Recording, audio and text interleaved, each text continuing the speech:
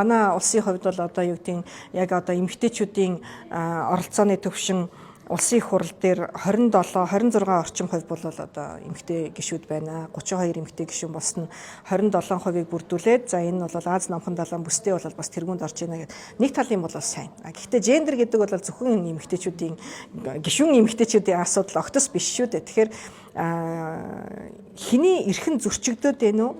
Аль одоо орчин нь аль хүүс нь илүү одоо юу гэдэг хүүсийн тэнцвэрт байдал нь алдагдаад байна уу гэдгээс хамаарат яг энэ гендерийн эрхтгч байдлын асуудал яригдана. Улсын хэмжээнд төрийн энэ дотроо төрийн нэг 600-700-аад байгууллага хүүхдийн өрөөтэй болсон байна. Тэгэхээр энэ хүүхдийн өрөө гэдэг маань юу юм бэ гэхээр ердөөсөө нөгөө цэцэрлэг юм уу одоо яасэл сургуультай огт андуурч болохгүй. Энэ бол юу вэ гэхээр тухайн хүүхдээ харах хөнгүү одоо гэртээ хаалттай хаалганы цаана эрсдэлд оруулж үлдээх биш, харин хүүхэд ээж авийнхаа ажил дээр ирээд төр хүлээгээд одоо хамгаалцтай орчинд бас байж болно гэдэг л ийм агуулга цаана нь бол явж байгаа.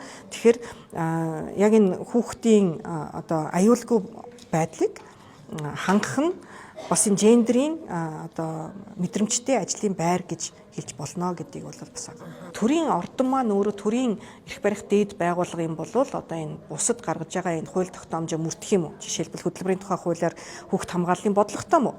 Одоо хүүхдийн төлөө үндэсний зөвлөлийн одоо гаргасан тэр чиглэлийг мөрдөж байгаа юм уу? Гэх мэтчлэн төр өөрийнхөө гаргасан шийдвэрийг өөрөө мөрдөж байгаа юм уу гэдгийг бас яриад бусад улс орны жишээг ч гэсэн бас нилээд одоо маргаан мэтгэлцэн болж байж за ямар ч байсан ордонд ажиллаж байгаа хүмүүс за хүүхдийн өрөө одоо бас гаргаад гэтээ байнгын тогтмол авчирдаг биш яг гинтийн шаардлагатай гинтийн тохиолдолд за хүүхэд нь хамт ирлээ гэхэд тусгай одоо бас өрөөнд нэвтрүүлдэг байх тэрнээс ч одоо хашааны гадаа хүлээдэг одоо хүлээлгэдэг биш тийм ээ одоо ямар ч байсан энэ дэвшилт бол эхний ээлжиндээ гарч эхэлж байна.